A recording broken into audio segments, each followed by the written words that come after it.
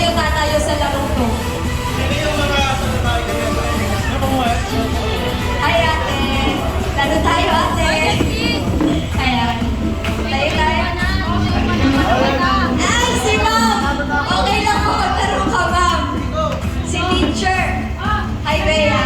Mamaya ka nakaligid Bea. Laro tayo Bea. Si Ate Jerma. Sige, pwede natin isa si Ate Jerma.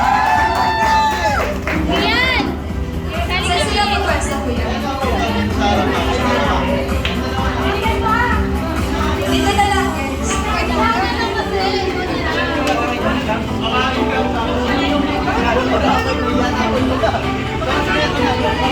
Ilan po kayo dito?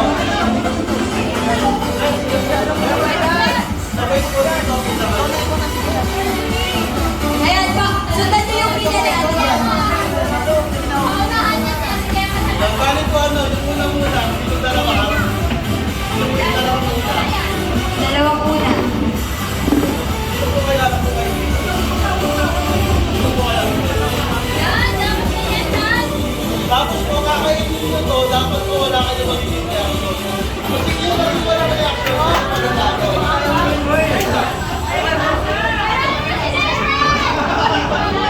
dapat yung ano, nakakainin nyo to, yung kanamansi. Kailangan mo pinag-pigat pa. Ito, ibibigay nyo po sa ano to. Sige ba? 1 to 5. Sige po. 1, 2, 3, 4, 5. Biga po sa bibig. Biga po ha. Wala po ano.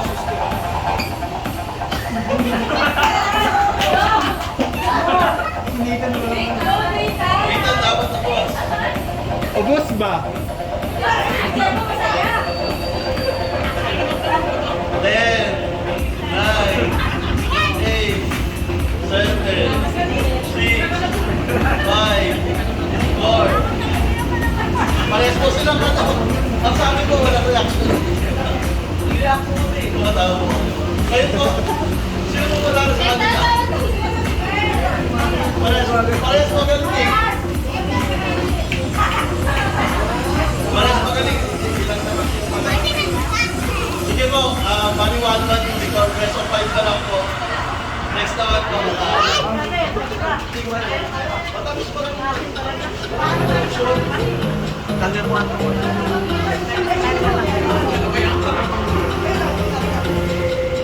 Kayo naman po. Sige po. Walang iwan o kailangan natin si Kuya Christian. Kayo naman po. Si Sir Martin. Kuya Jazz. Sige po. 5, 4, 3, 2, 1. Ah! Kasarap ba? Sobrang laki na! Mabuha ba, Orange? Ito, no reaction, no? Parang hindi talaga makakasip. Subukan mo nga sa ulo. Parehas ka naman sila po eh. Katamis daw! Matamis daw. So, all to. Wala talagang ano. Walang reaction, ah. Parang kailangan sibuyas yung mumuyain. Sibuyas na lang, no? Sili, walang reaction.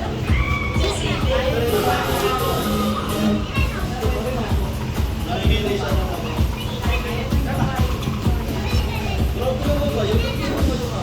Sige po. 5, 4, 3, 2, 1. Ika.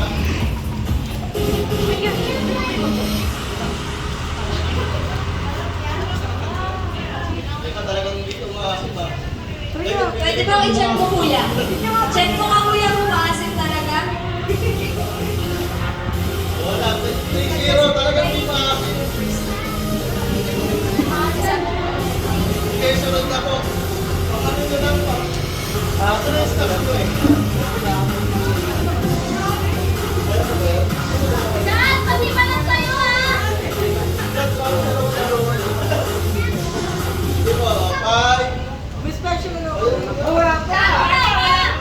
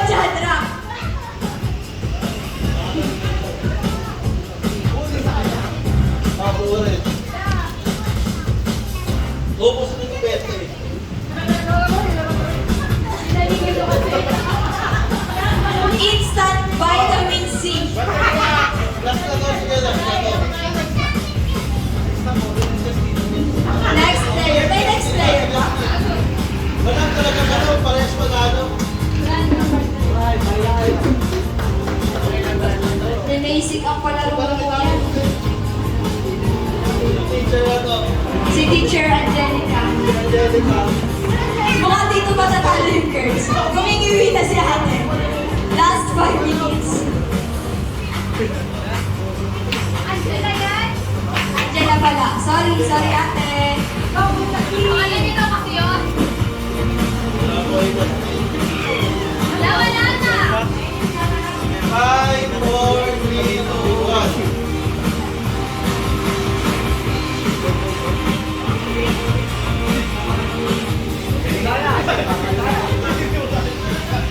Mukhang magtatay. Siguro yung ano na lang kasi lumiwi.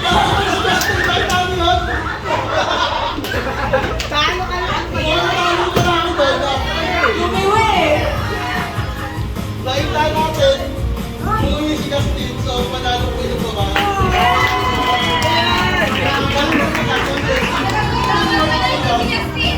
So, Congratulations, girls and boys. may training po sila, di ba?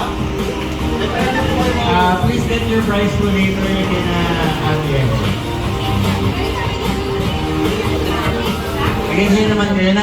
Nakakasim na ba kayo? Yes. May abang talaga ng kapatid ko, no? Parang nagmana.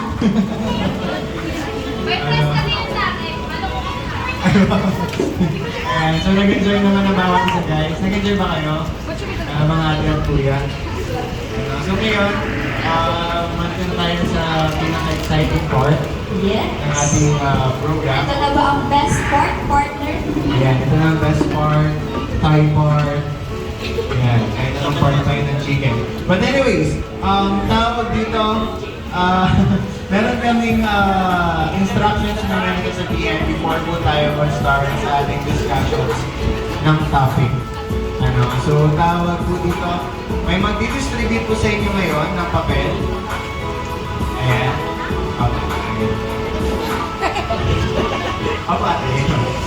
So may mag-distribute po sa inyo ng paper. Lahat po ng young people, okay na lugaw po na ho kayo dito kasi mag-start na yung discussions natin sa topics. If adjust na lang po kayo dito. Ayan. Para mas marinig din nyo na. Yung mga lahat ng young people, young pro, upo na po tayo sa mga upuan natin dito sa ating tatlong tables. Kasi mag-start na ang ating discussions for tonight. Ayan. And pwede rin po kayo maglabas ng inyong mga Bible, notebook at ballpen just in case you want to take note. Ayan, so ngayon, may gini-distribute po sa inyong papel. So para sa po ba ang mga papel na yan? Ngayon ho, meron tayong tatlong topic na pag-uusapan. Yung tatlong topic po na yon, may iba't ibang klaseng speakers. So magsasalita po sila for a few minutes regarding on that topic. And after po ng topic na yon, magsusulat po kayo ng questions regarding dun sa topic. So for example, ito ang ating topic number 1. Tapos na magsalita si speaker, magsusulat po kayo ng question regarding dun sa topic na napag-usapan. Malinaw po ba? Malinaw po? Kaya Charles, ilan po tanong, isang tanong lang po sa isang papel. Kasi tatlong topic po yan. So after po nun, meron tayong question and answer portion na sasagutin naman ng tatlong speakers natin for tonight. So excited na ba tayo makinig, guys? Excited na ba tayo makinig? Gusto nyo naman makilala yung mga speakers natin for tonight? And for our first topic, sige Ate Zoe, pakilala mo na yung ating Right. first Are you speaker. guys ready to listen para sa ating unang topic ngayong gabi? Isa lang yung ready. Sige, mag-icebreaker pa tayo siguro. Ayan, ulitin ko. Are you guys ready para makinig sa ating first speaker ngayong gabi? Wala talaga ba? Siguro i-cancel na lang to, no? Pero walang ready makinig eh. Isa pa, for one last time. Are you guys ready? Yeah! Yun! Ayan, to introduce you guys ang ating unang speaker. She graduated with a bachelor's degree in commerce from the University of Baguio, a government employee by profession, a Sunday school teacher for adults here in G-Way FC, a loving wife to a faithful husband for 21 years, a devoted mother to 3 children. To inspire us, proudly present Mrs. Winnie Hindalan. Give her a round of applause.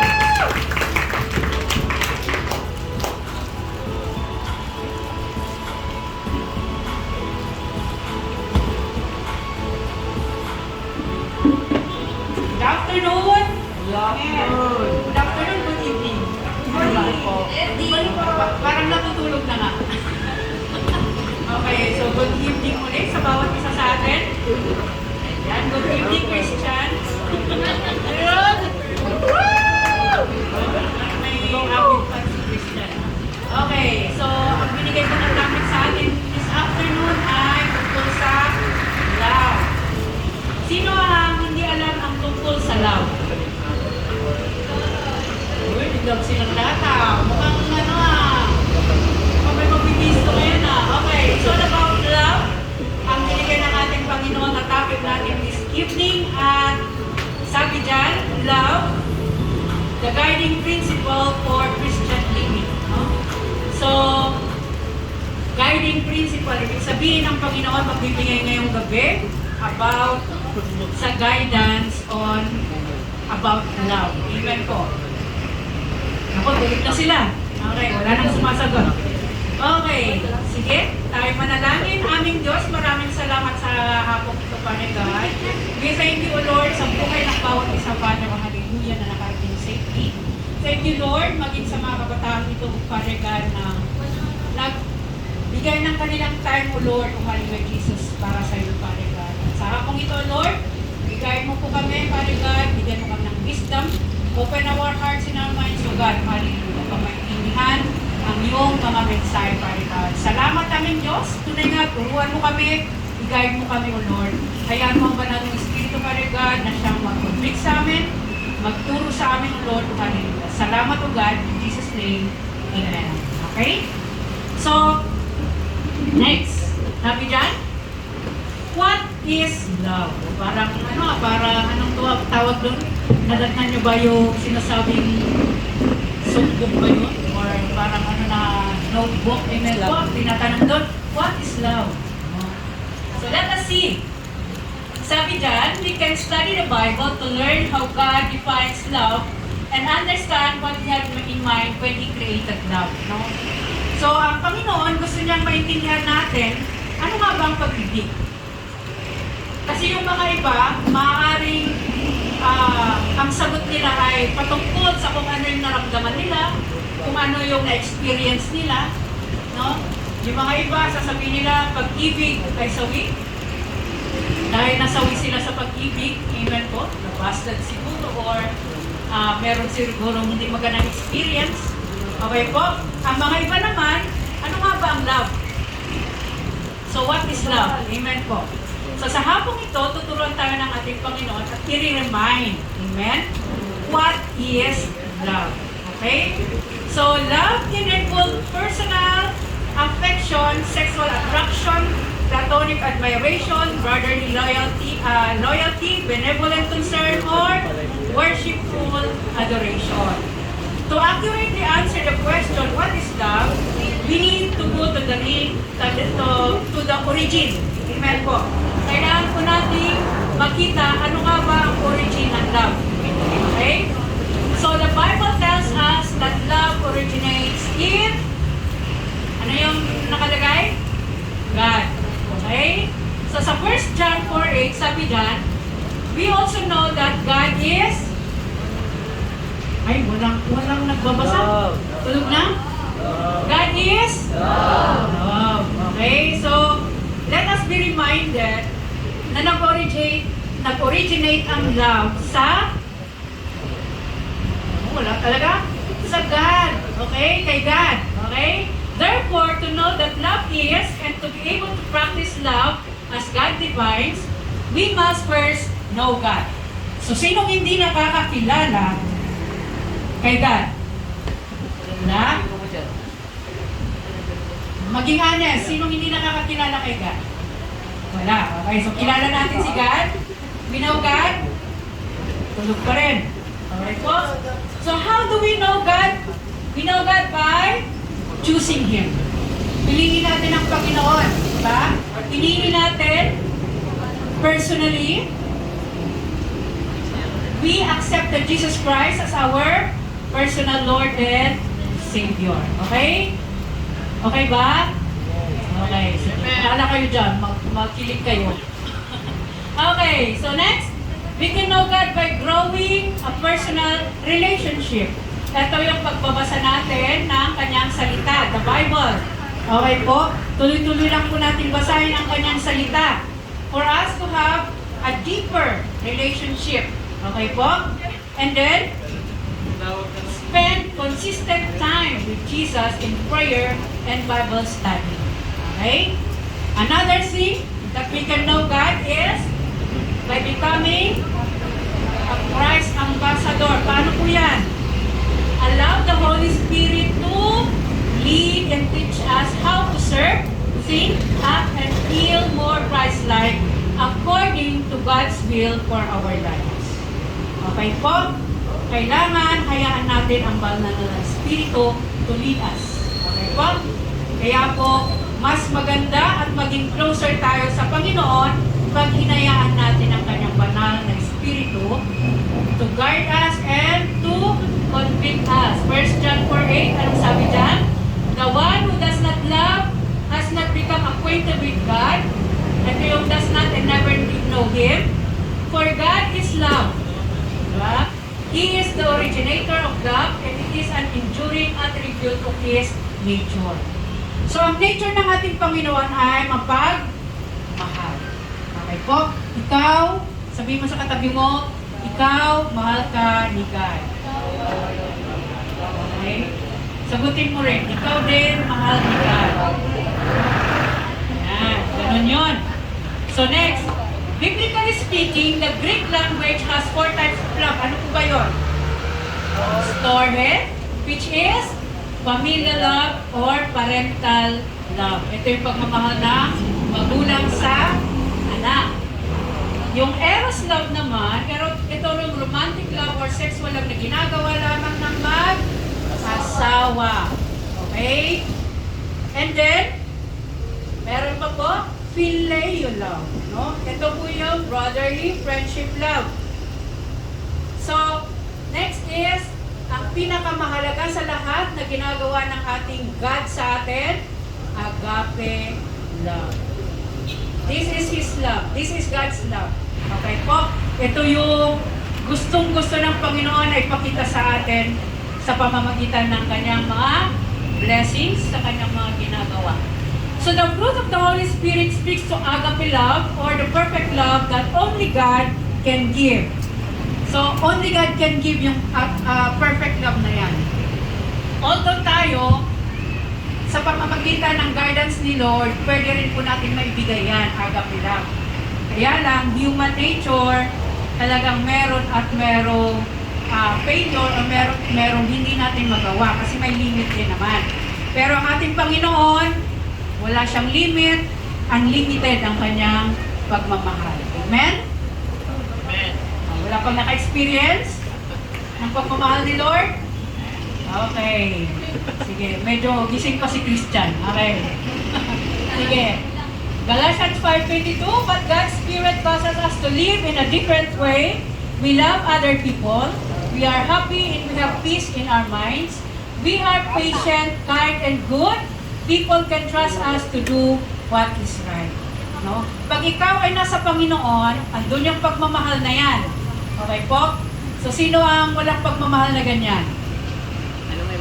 Huwag niyong tingnan ang katabi niyo.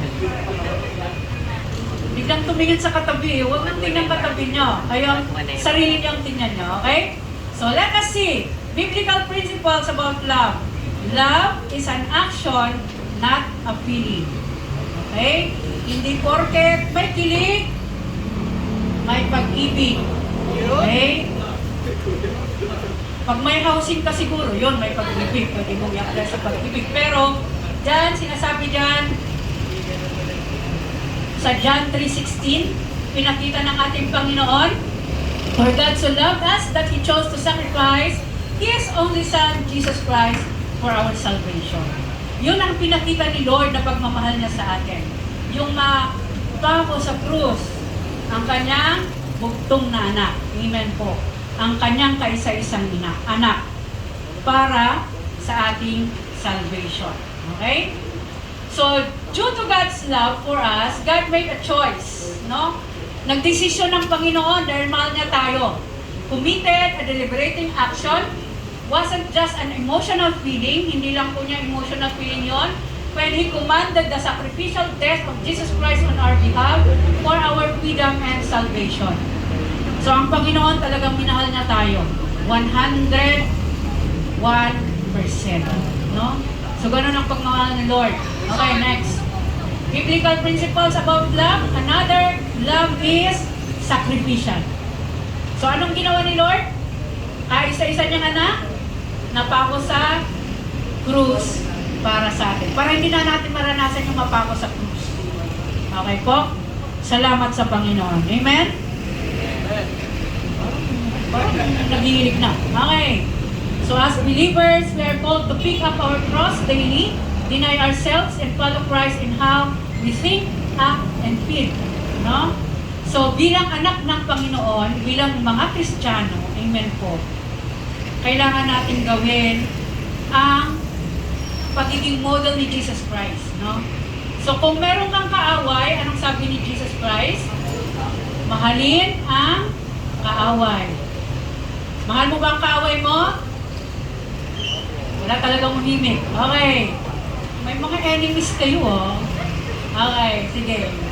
Luke 9:23-24, then He said to them all, whoever wants to be my disciple must deny themselves and take up their cross daily and follow me. For whoever wants to save their life will lose it, but whoever loses their life for me will save it. So ito po, kung noon, hindi pa tayo Kristiyano, hindi pa natin natanggap ang ating Panginoong Jesus, ay normal lang sa atin yung magsugal, magkasala, amen po. Pero bilang anak ng Panginoon, na tinanggap mo ang Panginoong Jesus, naging new creation ka na, di ba ba? So, bit-bit mo na ang pangalan ni Jesus. Okay po? Kaya, dapat ang nakikita sa iyong buhay ay ang buhay ng ating Panginoon. Okay po? Dahil pinili natin siya. At yun ang kagandahan kasi pinili natin siya. Amen po ba? Okay, next. 1 John 3:16. By this we know that love, that He laid down His life for us, and we ought to lay down our lives for the brothers. Kaya minsan may nakikita po tayo, no? Meron yung parang gusto niyang i-save yung tao, pero siya yung namatay. No? Doon sa, nung flood dati dyan sa may, ano? Dito like, sa may kanal dyan, no? So, merong na aanod na, niligtas nung nakamotor, kaya lang, yung nakamotor ang namatay. Okay po. So, He laid down His life for that person. Siguro hindi pa niya kilala yun. No? Gusto lang niyang iligtas, pero siya yung namatay. So, may mga ganong circumstances sa buhay. Okay po? Okay, next. Love involves commitment. Okay po? Kung ikaw ay nagmamahal, merong commitment. God's love endures forever. Okay? So let us always remember that. God's love endures forever. Since love is an action, a level of commitment is required to complete an action. Okay po? Sabi nga natin, di ba, hindi lang feeling ang pagmamahal. Ito rin ay action. Okay po? At kung meron mang action, kailangan na may commitment. Okay? Kaya yung mga mag-asawa, may commitment yan. Kahit ikaw nga pag nagka-boyfriend ka, nagka-girlfriend ka, magkakaroon ka ng commitment. Okay po? Pero so far ngayon, sa mga kabataan dito, lalo na, huwag mo na kayo mag-boyfriend, huwag mo na kayo mag-girlfriend. Dahil mayroon pang commitment. Okay po? Ang commitment po minsan, lifelong. Okay? Kaya nga ang Panginoon nag-commit sa atin because His love endures forever. Okay po? Amen po ba? Okay. Next. Love is reciprocal. Ano po ba yung reciprocal na sinasabi mo, sis? So let us see. Reciprocity. Okay? This is the practice of exchanging gifts. Exchanging things with others for mutual benefit. No? So minsan, yung care. Pagkaka kaaway mo, do you care? Wow, very good. Ang nag-yes. No? So makikita ang buhay ni Jesus sa'yo. Okay? Buti na lang, may isang gising. Amen po ba? Okay, so let us see. Sabi sa 1 John 4:19, we love Him because He first loved us. No? Dahil minahal tayo ng Panginoon, una niya tayo minahal, kaya nga naging isa tayo sa Panginoon. Amen po. At salamat sa Panginoon sa bawat isa sa atin dito, no? You are so blessed. You are so loved by the Lord. Amen po ba? So, love does not delight in evil and wickedness. Ganun po yan. Okay po? Hindi po nangangarap ang isang nagmamahal na mapasama ang kanyang minamahal. Amen po ba? Amen. So, love rejoices in learning and practicing God's truths. Okay, next. Last verse, 1 Corinthians 13:4-7.